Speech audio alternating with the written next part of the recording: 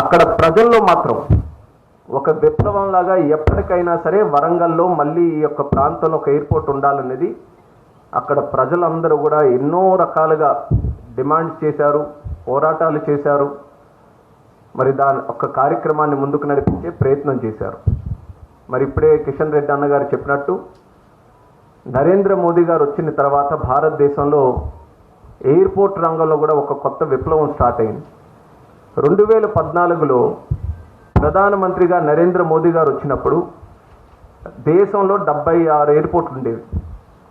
ఈ 10 సంవత్సరాల్లో ప్రధానమంత్రి గారు తీసుకున్నటువంటి నిర్ణయాల వల్ల, ఆయన సివిల్ ఏవియేషన్కి ఇచ్చినటువంటి ప్రోత్సాహం వల్ల సుమారు 159 ఎయిర్పోర్ట్లకి ఈరోజు చేరుకున్నాం. ప్రపంచంలో ఏ దేశంలో కూడా ఈ స్థాయిలో ఎయిర్పోర్ట్లు ఎక్కడ కూడా అభివృద్ధి చేయలేదు. కేవలం మన భారతదేశంలో, మన భారతదేశాన్ని ఒక వికసిత దేశంగా మనం తయారు చేయాలంటే, డెవలప్డ్ కంట్రీగా మనం తీర్చిదిద్దుకోవాలంటే దానికి ఒక ప్రధానమైనటువంటి కేంద్రంగా ఎయిర్పోర్ట్స్ని మనం నిర్మించాలని ప్రధానమంత్రి గారు తీసుకున్నటువంటి నిర్ణయాలు, ఆ రిఫార్మ్స్ వల్ల ఈరోజు చాలా పెద్ద ఎత్తున ఎయిర్పోర్ట్స్ని మనం డెవలప్ చేసుకున్నాం. అన్ని దగ్గరలో కూడా చాలా కేంద్రాల్లో ఎక్కడైతే ఇంపాసిబుల్ అనుకున్నాం ఒక ఎయిర్పోర్ట్ని పెట్టడం, అలాంటి దగ్గర కూడా ప్రధానమంత్రి గారి ఆశీస్సులతో అలాంటి కేంద్రాల్లో కూడా మన ఎయిర్పోర్ట్స్ని మొదలుపెట్టాం. దానికి ఉడాన్ స్కీమ్, ఉడే దేశ్ కా ఆమ్ నాగరిక్ అనే స్కీమ్ను కూడా ఉపయోగించుకొని చిన్న చిన్న నగరాల్లో కూడా చేసుకున్నాం.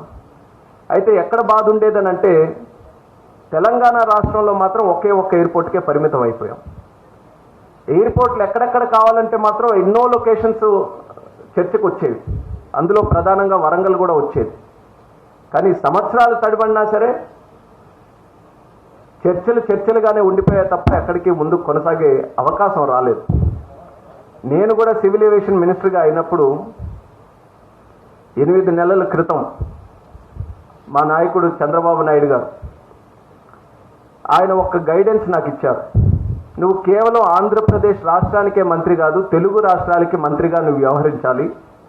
ఆంధ్రప్రదేశ్ రాష్ట్రంలో సివిల్ ఏవియేషన్ అభివృద్ధికి నువ్వు ఎంత చిత్తశుద్ధితో పనిచేస్తావో తెలంగాణకి కూడా అదే రకమైనటువంటి చిత్తశుద్ధితో చేయాలని చంద్రబాబు నాయుడు గారు ఒక గైడెన్స్ నాకు ఇవ్వడం జరిగింది. తర్వాత కేంద్ర మంత్రిగా అనుభవంతులు కిషన్ రెడ్డి అన్నగారు కూడా ఆయన తాలూకు గైడెన్స్ కూడా తీసుకున్నాం. గత 10 సంవత్సరాలు కూడా నా తాలూకా రాజకీయ ప్రయాణాలు, ఎందుకంటే మా నాన్నగారు ఎర్రనాయుడు గారితో కూడా ఆయన కలిసి పనిచేశారు.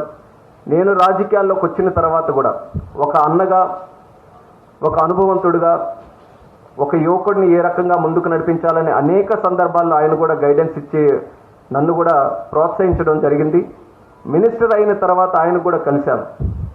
తెలంగాణలో ఒకే ఒక్క ఎయిర్పోర్ట్ ఉంది, మిగిలినటువంటి ఎయిర్పోర్ట్లు మనం డెవలప్ చేయాలనంటే ఏంటని అన్నప్పుడు ఆయన ఎంతో కాలం నుంచి ప్రతి ఒక్క లొకేషను, ప్రతి ఒక్క ఎయిర్పోర్ట్కి సంబంధించి ఆయన ఎంతో కూలంకషంగా ముందు నుంచి స్టడీ చేశారు. ఆయన కూడా ఎన్నో కార్యక్రమాలు చేశారు. కాబట్టి అది మొత్తం మీద కూడా ఒక గైడెన్స్ ఇచ్చి, నువ్వు ఖచ్చితంగా ఏ స్టెప్ తీసుకున్నా మా రాష్ట్రం తాలూకుది మా అందరి సహకారం ఉంటుంది, మనం తెలంగాణలో కూడా అధికంగా ఎయిర్పోర్ట్లు ఏర్పాటు చేయాలని నిరంతరం కూడా కిషన్ అన్న కూడా మాకు ఎప్పుడు గైడ్ చేస్తూనే వచ్చారు.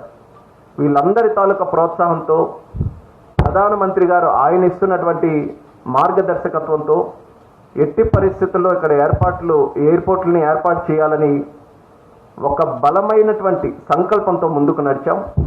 ఈరోజు 8 నెలల్లోనే దాన్ని ఒక స్థాయికి తీసుకొని వచ్చి వరంగల్ ఎయిర్పోర్ట్కి ఏదైతే సెంట్రల్ గవర్నమెంట్ నుంచి క్లియరెన్స్ ఎంతో కాలం నుంచి పెండింగ్ ఉందో దాన్ని కూడా ఈరోజు పూర్తి చేయడం జరిగింది.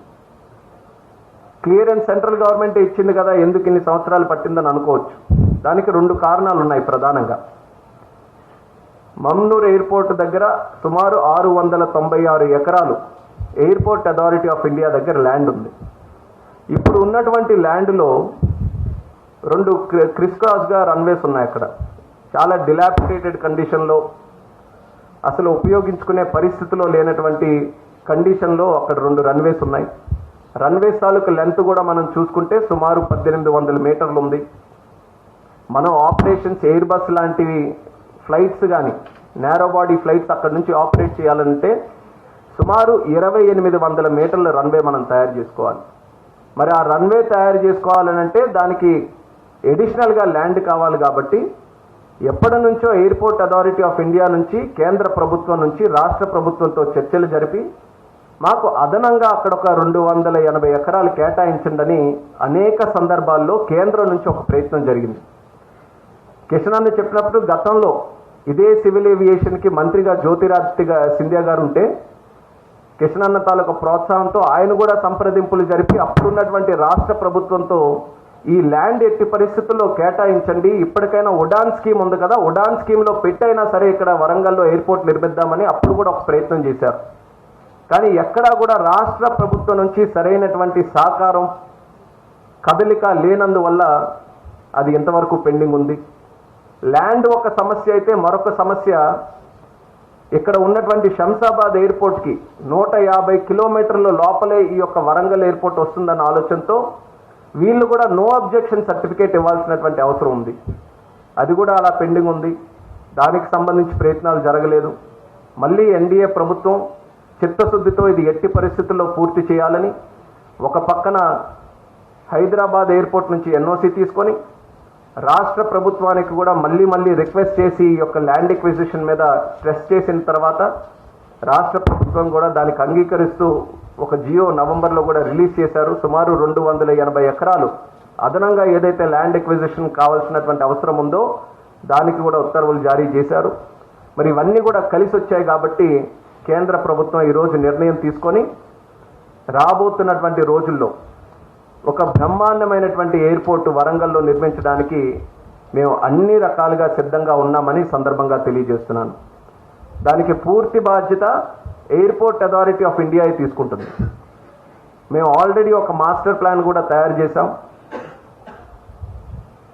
మొత్తం ల్యాండ్ ఏదైతే అడిషనల్ ల్యాండ్ కూడా ఉందో ల్యాండ్ ఎక్విజిషన్ చేసిన తర్వాత ఎయిర్పోర్ట్ అథారిటీ ఆఫ్ ఇండియాకి అప్పచెప్తే ఆ మాస్టర్ ప్లాన్కి అనుగుణంగా నేరో బాడీ ఎయిర్ బస్సులు అక్కడ ఆపరేట్ చేసే విధంగా రన్వేని కూడా ఏర్పాటు చేసి బ్రహ్మాండమైనటువంటి terminal building, airport terminal building కూడా వరంగల్ ప్రాంతంలో ఉన్నటువంటి ఆ యొక్క చరిత్ర, అక్కడ ఉన్నటువంటి కల్చర్ని, హెరిటేజ్ని అంతటిని కూడా ఇంక్లూడ్ చేస్తూ ఒక చక్కనైన టెర్మినల్ బిల్డింగ్ కూడా అక్కడ ఏర్పాటు చేయాలని మా వంతుగా ఒక ప్లానింగ్ కూడా రెడీ చేశాం.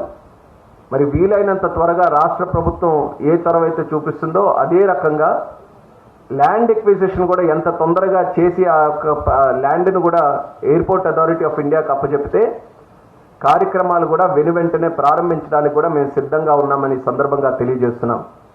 ఎన్డీఏ ప్రభుత్వం తాలూకా చిత్తశుద్ధిది.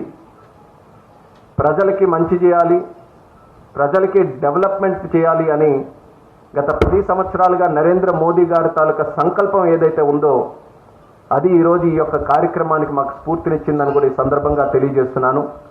అలాగే మరొక ఎయిర్పోర్ట్ భద్రాద్రి కొత్తగూడెం దగ్గర ఉన్నటువంటి ఎయిర్పోర్ట్ గతంలో ఒక సైట్ దానికి సంబంధించి రాష్ట్ర ప్రభుత్వం సూచించింది. దానికి సంబంధించినటువంటి ఫీజిబిలిటీ స్టడీ అప్పుడు చేశాం.